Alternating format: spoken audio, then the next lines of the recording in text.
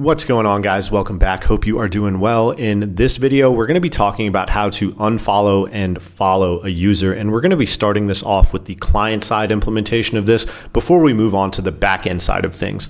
So really quickly, just to do an overview of what this is going to add to our application is it's going to allow us to have a really tailored social media and social networking experience for our users, right, guys? Because ultimately, we only want to consume content in most situations from people that we follow. And we want to distribute the content that we create to people that follow us, right? Right now, this feed is just a global feed of all the posts that exist in the application. We want to start tailoring this and displaying data that's unique to each individual user to really build that rich social media experience. And it all starts with this follow and unfollow functionality. So to start this video off, guys, we are going to go to our user model and we're going to introduce a new property here. And we're going to create a variable. It's going to be called isFollowed. It's going to be an optional Boolean variable, and it's going to be equal to false as the default value. So why do we set it up like this? And why is it important not to do this, right? So if you guys do this and you add this property to the user data model for our backend or in our backend, that would be no good. And the reason for that is very similar to what we did with our post did like property, right? And it's because this is something that's going to be unique to each individual user, right? My relationship with a user is going to be different from other people's relationship to that user. And when this user is being consumed, we want to figure out this property based on the unique individual that is consuming that user profile. So to break that down a little bit further, what do I mean? So I'm logged in as Batman here, right? And if I go to Iron Man's profile and I'm following Iron Man, then imagine this property, it was in the back end for Iron Man's profile that everyone is consuming, and then I set it to true. But then I go and log in as Black Panther, and then I go to consume Iron Man's profile, and I'm not following him, but this isFollowed property is true. That's going to cause problems, right? So this property needs to be computed based on the user that is consuming this user's profile, or figured out based on the unique relationship between the two users that we're looking at here. Very similar to this post.didLike property, right? One user might like a post, but the other user might not have liked it. So we need to compute this property client side and not store it on the back end. So that's what we're going to be starting this video off with, guys, is making sure you understand that concept there. We definitely want this to be a computed property that happens client side, not a global property on the user object. So next up, guys, what I want us to do is go up to our profile folder, and I want you guys to create this profile view model file here. I did this off camera. You guys just make sure you go ahead and do that now. So in your view model folder, go ahead and create a profile view model. And once you do that, let's go ahead and create our class profile view model, which is an observable object. We're going to have a published variable for our user here. And then we're going to initialize this guy with a user and say self.user equals user. So basically, guys, when we hit this follow button, we're going to update that isFollowed property on the user. It's going to publish that change and update our UI accordingly. And then we're going to go over how to implement all of the backend stuff, but that's going to come in the next video.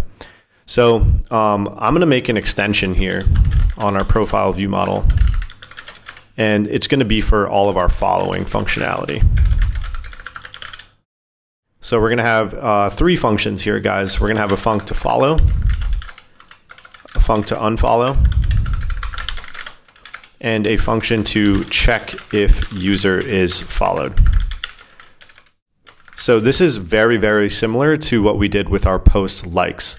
So we have to be able to execute our actions for modifying the state we have with our relationship with this user, right? We can either follow or unfollow them, but then we want to check to see if we're already following them, right? Because if we follow somebody, we're going to basically store that information in the database, and every time we go to their profile, I need to check and see if I'm already following them so I can update my UI accordingly. Very similar to what we did with our likes functionality, right, guys? If I like a post, I want my app to remember that I've liked the post, so we store that information in the back end so that when I kill the app and launch it again, that information persists and it shows that I've already liked that post, so I don't have to re-like it or cause any sort of errors in my data. So basically, guys, here we're just going to say user.isFollowed equals true, And here we're going to say user.isFollowed equals false. And now we just need to figure out where to implement this view model and how to implement this functionality. So it's going to be inside of our profile header view, guys. So we need to drop this view model in here. So basically what we're going to do is create an observed object for our view model. So I'm going to say at observed object var view model is our profile view model. And we are going to use this user to initialize it. So I'm just going to say init user and self.viewModel equals profile view model with a user. So something interesting to note here, guys, is this is not a state object. This is treated as an observed object. And the reason we do that and we don't make this a state object is because we already have an instance of this view model in our profile view. So we're just passing it along to this sort of child view that's our profile header view. And whenever you have that parent-child relationship, the state object exists in the parent view and the observed object will exist as a child. And we definitely want this to be an observed object so that we can observe changes that happens to the user, i.e. when we follow or unfollow them.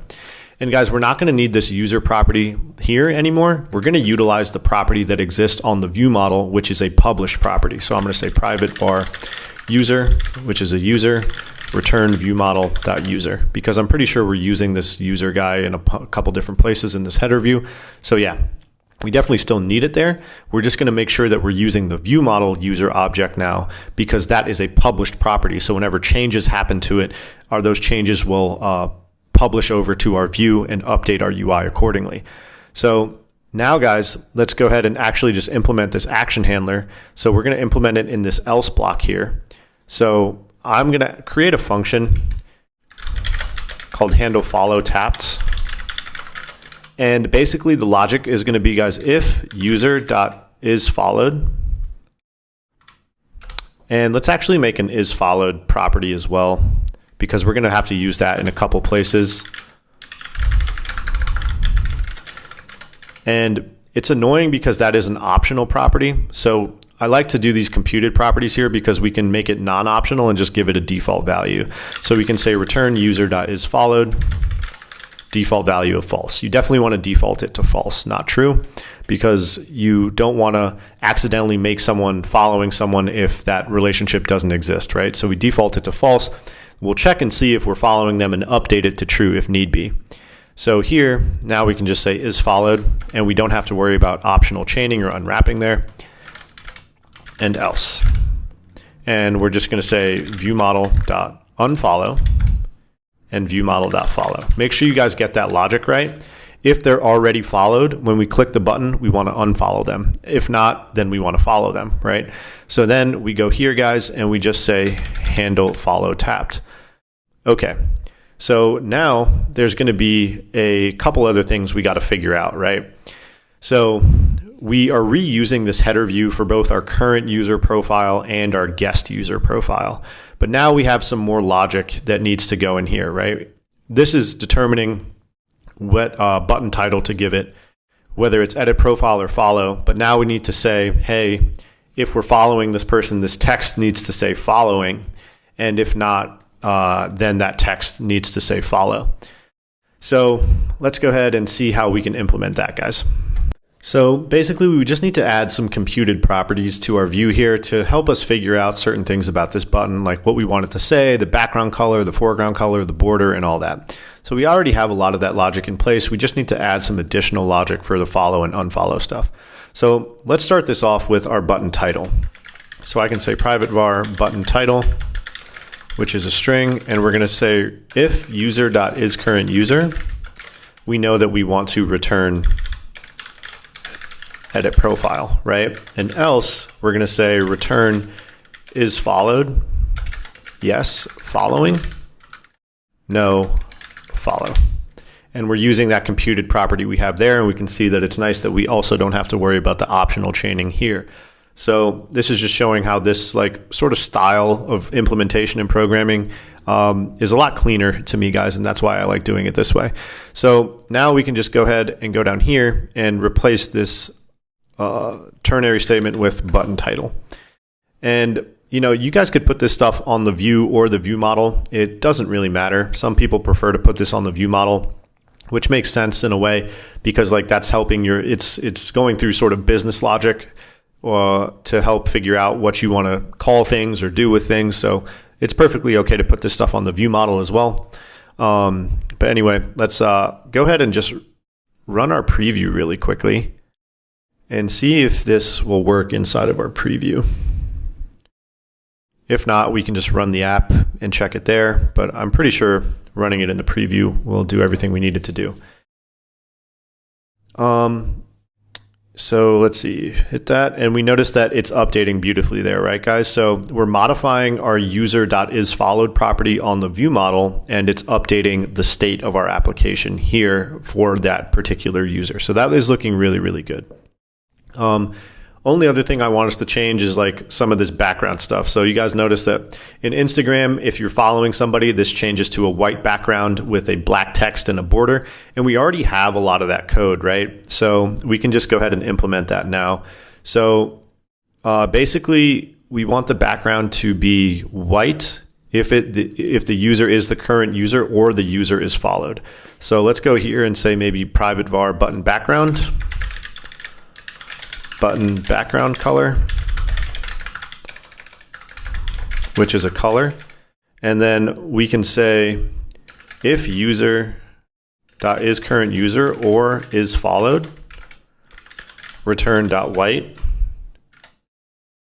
Else we can just return, we could say else here if we want.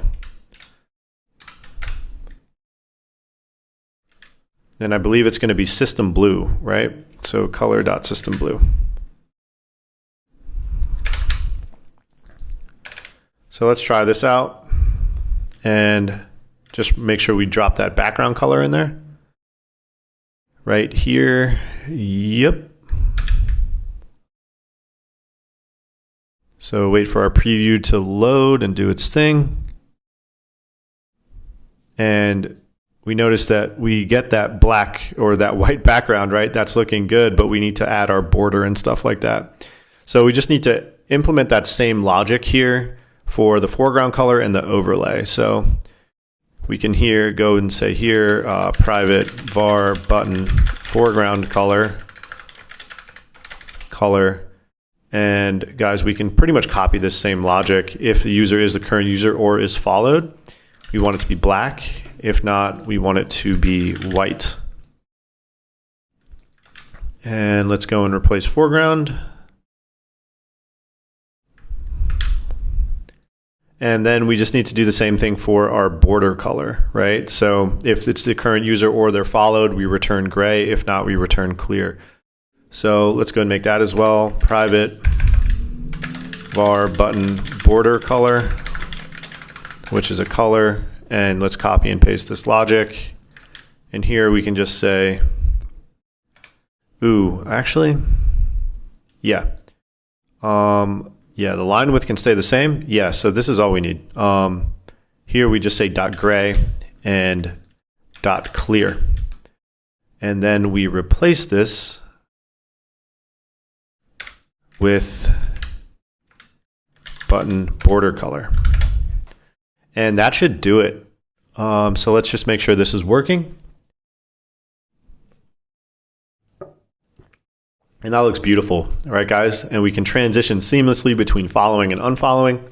And now I just want us to go ahead and run the application to make sure everything still works with our current user profile and our action handlers and all of that stuff, right? So we just want to test this stuff to make sure that it's good to go. Ideally, we would implement some unit testing here. And that is going to be a completely separate course that I make, guys. I'm going to make a whole course on how to implement unit testing into your applications.